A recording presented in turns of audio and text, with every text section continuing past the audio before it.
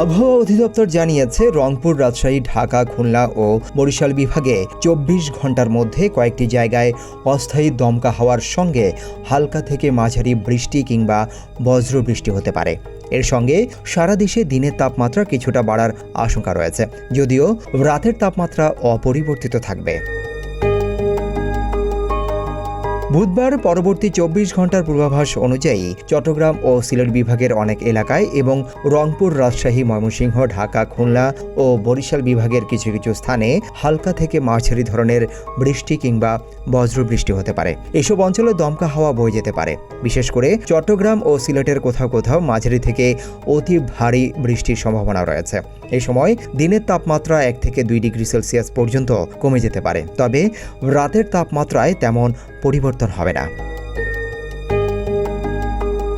বৃহস্পতিবার সকাল ৯টা থেকে শুরু করে পরবর্তী ২৪ ঘন্টায় ময়মনসিংহ, ঢাকা, খুলনা, বরিশাল, চট্টগ্রাম ও সিলেট বিভাগের অনেক স্থানে এবং রংপুর ও রাজশাহী বিভাগের কিছু কিছু জায়গায় বিদ্যুৎ চমকানো ঝোড়ো হাওয়ার সঙ্গে বৃষ্টি বা বজ্রবৃষ্টি হতে পারে। পাশাপাশি দেশের কোনো কোনো স্থানে মাঝারি থেকে অতি ভারী বর্ষণ দেখা দিতে পারে।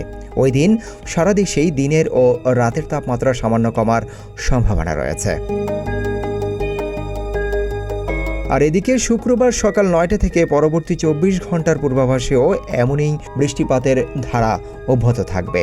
চট্টগ্রাম ও সিলেট বিভাগের অধিকাংশ জায়গায় এবং ময়মনসিংহ, ঢাকা, খুলনা ও বরিশাল বিভাগের অনেক এলাকায় দমকা হাওয়ার সঙ্গে হালকা থেকে মাঝারি ধরনের বৃষ্টি অথবা বজ্রবৃষ্টি হতে পারে। রংপুর ও রাজশাহী বিভাগের কিছু স্থানে বৃষ্টির সম্ভাবনা রয়েছে। সেই সঙ্গে দেশের বিভিন্ন অঞ্চলে মাঝারি থেকে অতি ভারী বর্ষণ হতে পারে। আবহাওয়া অধিদপ্তর আরও জানিয়েছে, এই সময় দেশে বৃষ্টিপাতের প্রবণতা আরও বাড়ার আশঙ্কা রয়েছে।